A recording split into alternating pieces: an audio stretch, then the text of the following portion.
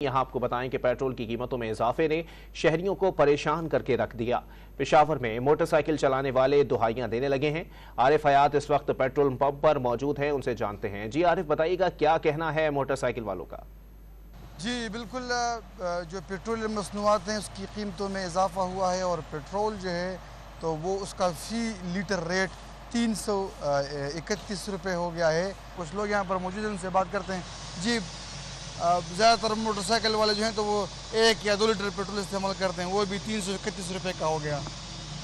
بس جی، یہ تو غریب عوام کے لیے زور ہے نا۔ پہلے اگر ہم 3 یا 4 لیٹر استعمال کر رہے ہیں، اب 2 لیٹر استعمال کر رہے ہیں، زور تو غریب عوام کو دے رہے ہیں، ان بیچاروں کو تو نہیں جو کرسیوں پر بیٹھے ہوئے ہیں، اور زور تو ہم غریبوں کو آ رہے ہیں۔ دیکھیں، ہم مزدوری کے لیے نکل آئے، اب ایک جگہ پہ ہم 100-200 روپے کا وہ پیٹرول ڈالتے، اب وہاں ہم 500 کا ڈالیں گے، بچت تو ہمیں نہیں ہوئی نا۔